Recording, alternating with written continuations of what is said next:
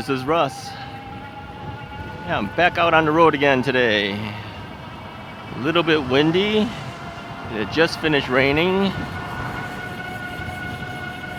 have a lot of information to give you guys. I can't even hear myself talk. The wind is blowing on me so hard. I hope this doesn't affect my results on this particular ride. So let me give you some background on what's been going on. It rained on Saturday, rained on Sunday, rained today.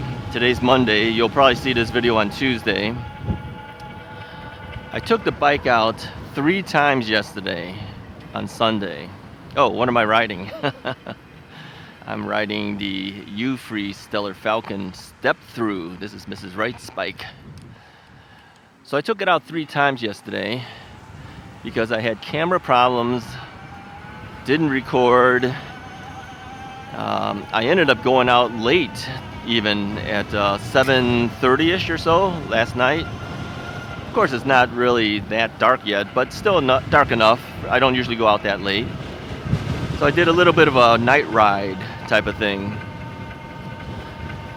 And I did the hill test with this bike. I wanted to see if there was any difference between this bike and the mid-step version of the bike.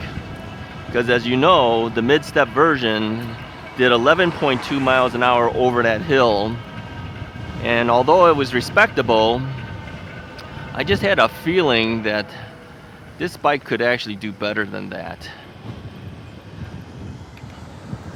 So I said, let me try it with the step-through version and see if there's any changes. Yeah, there was a major change. Now I don't know whether I can duplicate it today. I do have a headwind hitting me right now, and I think it's in the same basic direction we're going to be facing as we do this hill test. Of course, there's a lot of trees there. Maybe that'll cut it down. I don't know. We'll see. So what did I get? 15.4 miles per hour. As opposed to 11.2.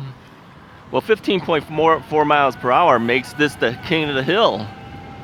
Yeah, that makes the Stellar Falcon the fastest bike to go up the hill. So how did that happen? So I started guessing. I kept thinking, well, maybe the battery on the other one was a little lower than this one. I mean, I had been riding that bike a little bit before I went up and did the hill test. And then I charged this bike up fully. So was it that? Well, anyway, as I'm editing that video, because I actually finished the edit of the video, but I decided it wasn't good enough because I had all these camera issues going on. Didn't look good. But I decided I was going to let it go anyway because it was information I thought everyone needed to have. I even let Euphree know that. But they sent me an email, the president of the company, and he says, Russ, I took a look at your video, and he says that the display screen that you have on that red mid-step bike is the prototype display screen. Now, let me give you some background here. There was a bike show in Schaumburg, Illinois, right at the time when they were introducing the Stellar Falcon to the dealers and everything. And he had brought that red one out with him. Well, that red one was given to one of the local dealers out in, I think he's in Bolingbrook, Illinois, something like that. And then it was later told that they should give me that bike. And of course, this bike that I have here, Mrs. Wright's bike, is the one that I actually requested in this black cherry color and in a step through. But they decided, well, let's give Russ the other bike too. It's already in Illinois. Let's go ahead and give it to him. So I ended up with both bikes, but that bike was essentially the prototype bike. It wasn't really the production version. So he happened to notice that on the video, he was watching my review, and he said, you don't have the same display screen, because he noticed that the menu wasn't exactly the same. He says that's the prototype one. They were supposed to change that out apparently before giving it to me, but it wasn't done, I guess. And so he says that would definitely affect your performance on the review. Well, that would probably explain why I was able to get 15.4 out of this one and only 11.2 out of the other one, because a lot of water here. We're gonna go a little slower. I don't want to splash myself all over here. Although we do have fenders, still, you know, why take the risk? So it got me thinking. Even though I uploaded that video ready for release on Tuesday, I thought I got to get out there and try it again and get a better shot of this, because the hill test didn't come through because I had all the camera issues. It didn't record it. I literally took that bike out 3 times yesterday trying to get some type of video done for it, and it just wasn't good. It just didn't look good. I mean, the information's there. You can hear it on the audio, but so even though it was wet, it just finished raining. I waited a couple hours after the rain stopped. I said, I got to take this out and do it again. So 4th time across doing this now with this bike, trying to get a video done.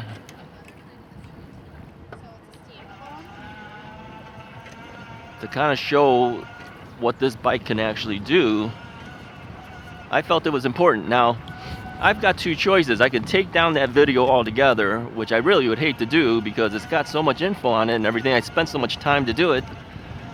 Or I can just release this one and call it the addendum. And I think that's what I'm going to end up doing.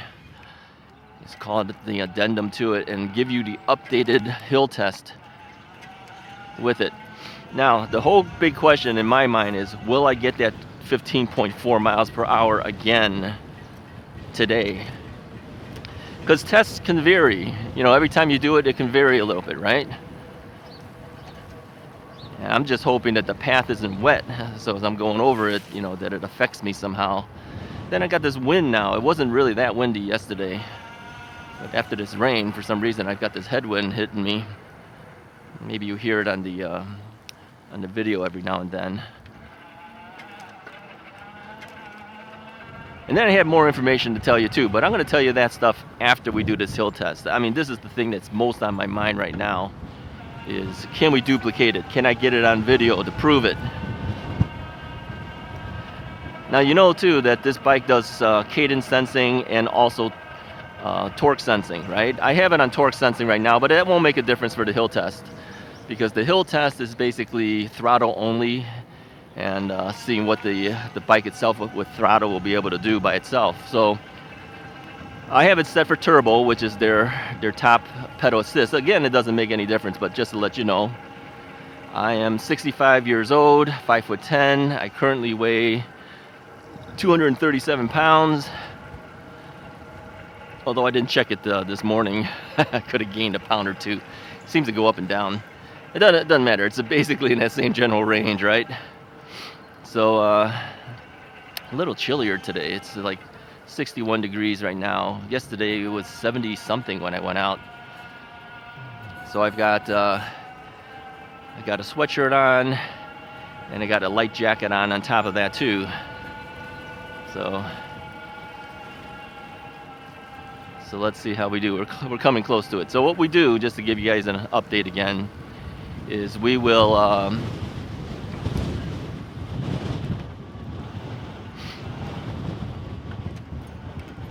morning. We will stop at the end of the bridge, then we will throttle it and see where we go. All right. I'm going to keep an eye on the display screen. It's going to go up, and then it'll start to drop once we start hitting that hill. All right, here we come. Let's see if we can replicate 15.4 miles per hour or beat it even. So here's the end of the hill. We will physically stop. All right. Make sure the thing, there it is, hit 0. Let's take it. Let's go. All right. Now, let's see if we can beat this thing. Throttle only. Hitting 21, 22, 22.6, 23. All right, it's going to start dropping soon here.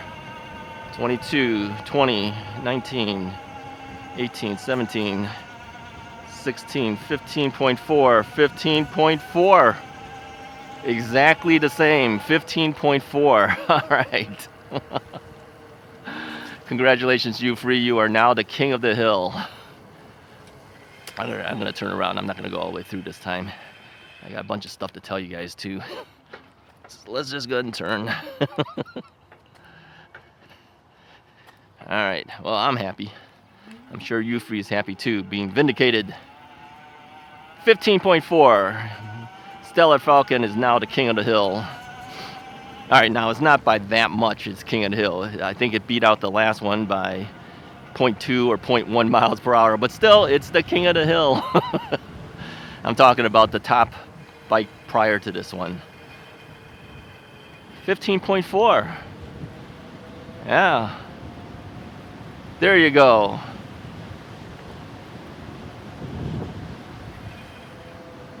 Now, the one we're riding is a production model. This came straight from production. The mid-step is a pre-production model. I didn't know that. I do now.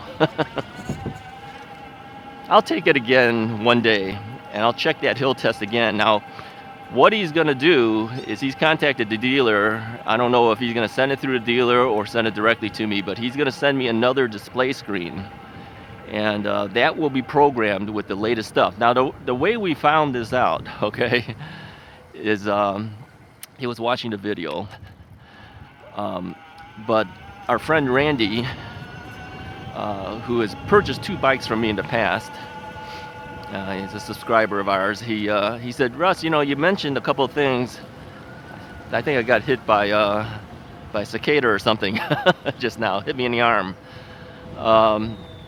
He says, you know, did you know that the front headlight can actually blink? Yeah, it can.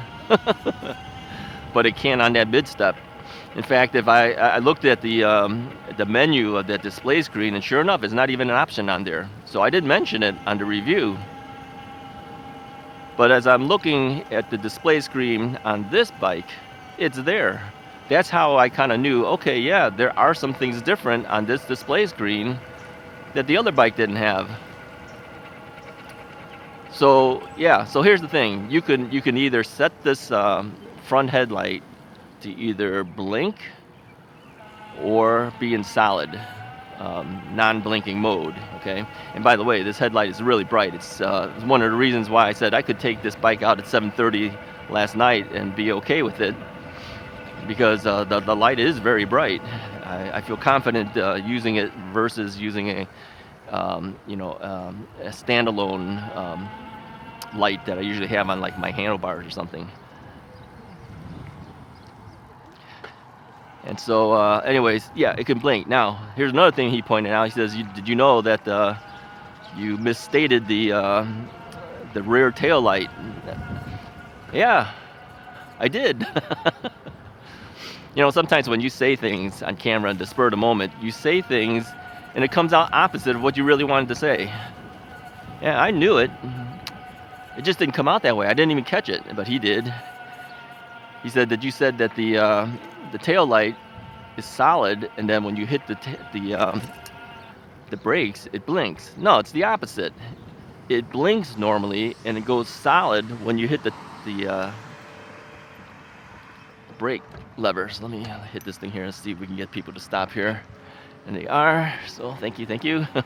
Always let people know, thank you. So yeah, the rear tail light normally blinks until you pull the brake levers, and then it will be solid at that point, okay? Brighter and solid. So, yeah, Russ was not wrong. Russ is never wrong, I told you guys that. Russ just misstated it. Okay, what else did he point out? He asked me, he says, can you program the can you program the pedal assist levels to different levels? I told him I wasn't sure, I had to check. But then as I thought more about it, I go, wait a minute, Euphree told me that you can. So I looked at the thing and, hey, you can't do it on that one. I didn't see any option for it. You could do it over here on this one, yeah. So obviously, that display screen, it was limiting my review. Yeah, because that's the one I used for the review. I didn't use this bike, I used the mid-step bike. So I'm gonna have to eventually, okay, we gotta slow down on this water here again. Clean off my wheels, clean off my tires. I'm gonna have to redo the menu thing of that. I'm not gonna do it on this video, I'll do it on a separate video. I just wanted to get this ride in because I have to upload for Tuesday's video for you guys. So I'm kind of limited on the time to do it. The hill test was really my main purpose, and I figured, well, since that video came out lousy looking anyways, let's just replace it. I'll show you a ride too that I did earlier, so you can at least see the riding video portion of it using this mid-step. We'll kick it in right now as we're talking on other things. So yeah, I kind of feel bad, but in a sense it wasn't really my fault if we ended up with a prototype display screen, which can limit the performance, and it also limited the ability of what I can and can't do. So here's the thing, all right, so everyone knows you can adjust the pedal assist levels on here where you can customize it to the way that you like it. So yeah, I apologize for the mess up on that video, but again, not 100% my fault. So we'll redo the information on a separate video about that. So yeah, that review kind of got messed up. Yeah, sorry Euphree. Whoa, almost ran over a squirrel. He just ran across. Oh man, that was close. I think I was only a couple inches from hitting him. I don't know what it is, but this whole ride with this bike has been cursed. Yeah, 3 times yesterday trying to get a video out, then finding out that things were not right on the first video with the review, and then now I almost run over a squirrel. I think the only saving grace is the fact that we got on camera 15.4 miles per hour showing that this Euphree is the king of the hill. I had a feeling it was gonna do well. I was a little disappointed at 11.2, but still very respectable. So anyway, because I had been touting this bike even before the review. Remember, I've been saying, this is gonna be a bike you guys are gonna really want to check out. I mean, it does cadence sensing, it does torque sensing, it's got programmability where you can change, you know, how the torque sensors and cadence sensors work. You can change the levels, everything. I mean, it's quite a bit of stuff. I'm watching the police officer pull over somebody for speeding or something, who knows. Yeah, I know you guys couldn't see that. He was off to my right side.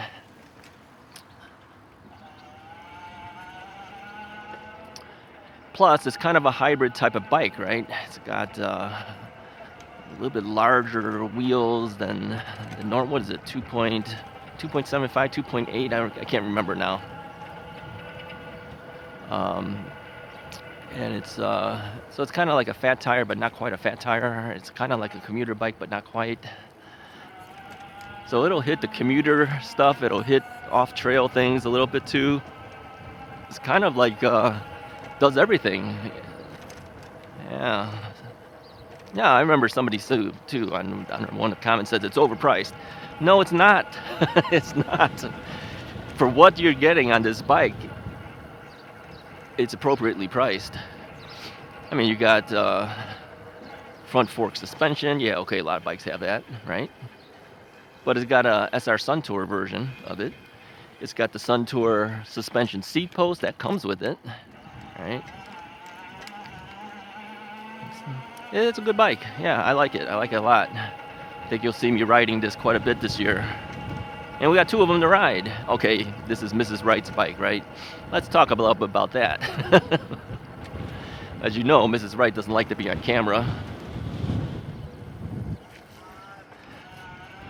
So I think the most we'll ever see her with this bike, if you even see her riding it at all, will be when we take it grocery shopping or something like that. Now, let me mention something that she said, which was interesting. She said, "I don't know if I like this bike." I said, "What? What do you mean you don't like this bike?" She goes, "It feels funny." And I thought about that.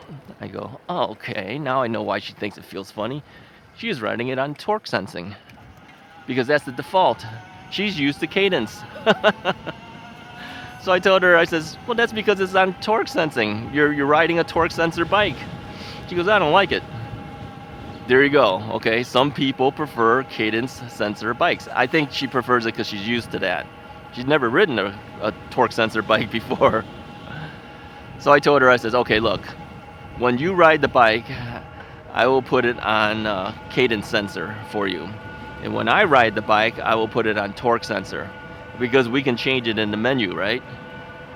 She goes, "Okay." Yeah, but she felt it immediately. She goes, "Why is it I have to put this type of effort versus the cadence sensing feels a different feel?" I says, "Well, that's because the bike has two options. So two different people can ride it, or you can change it, yourself. You can start out with, say, torque sensing, and let's say you prefer to pedal, but you've ridden so far that you're kind of tired out. You really don't want to put that extra effort, but you do want your speed back. Switch it over to cadence sensing then, right? At that point. Yeah, just stop the bike and then reprogram it. It takes 2 seconds to do it. Okay, longer than 2 seconds. But you know what I'm saying. So there you go. So now,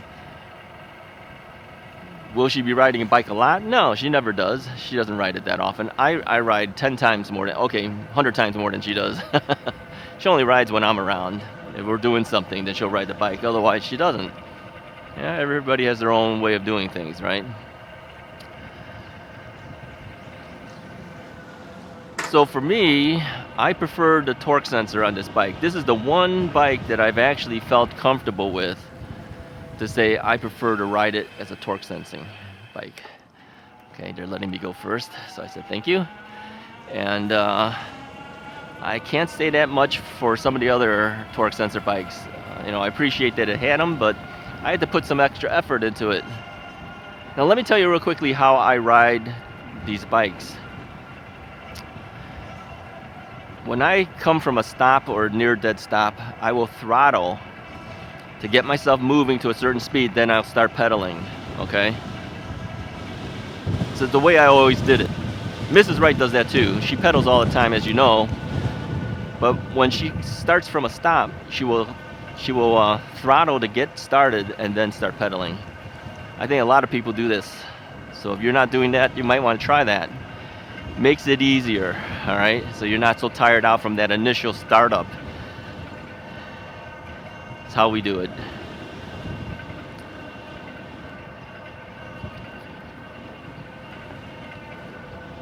All right. I'm gonna turn around. I want to show you something here. I'm gonna wait for this car to go through first, and then I'm gonna turn around.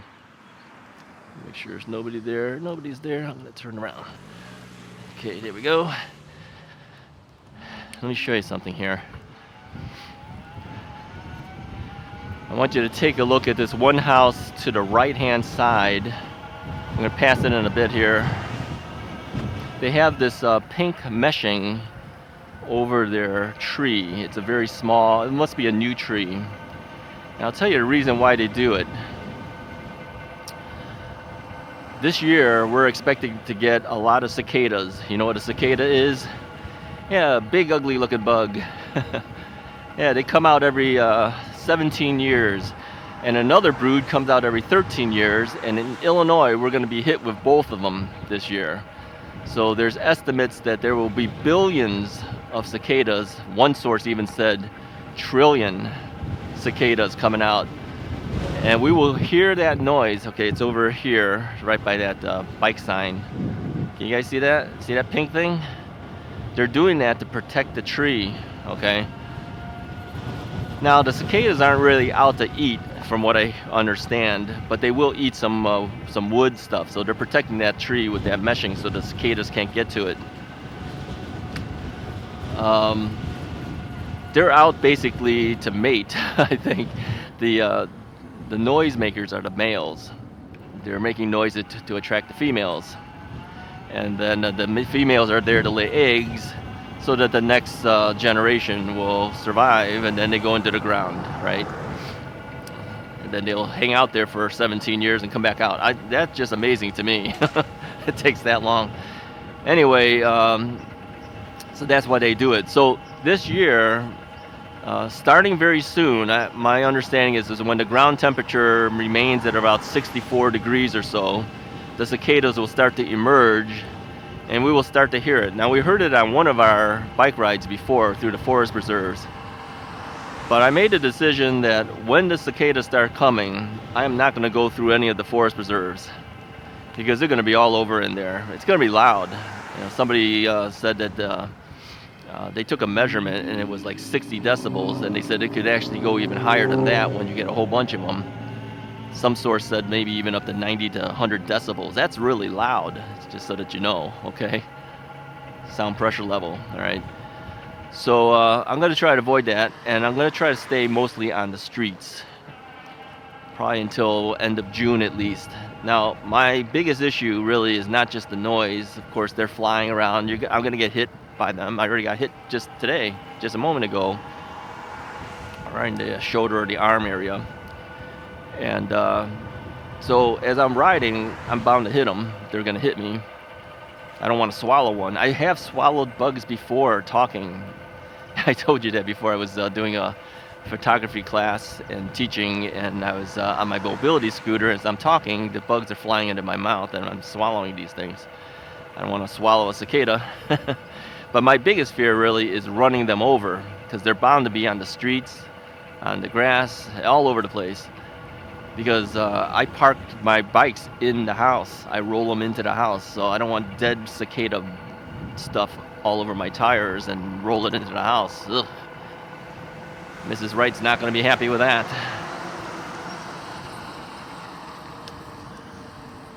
All right, folks. Hopefully this video came out. I mean, this is the fourth ride trying to get this information, but again, it's new information we found out about why that bike didn't perform the way we expected it to do. It was respectable at 11.2, but a lot better at 15.4, and this bike has shown that it is capable of doing that as a production model. All right. Anyways, if you like this video, go ahead and hit the like button, hit the share button too. I never mentioned that, but do that. Let other people see it, and then hit the subscribe button if you haven't already done so. Talk to you guys next time.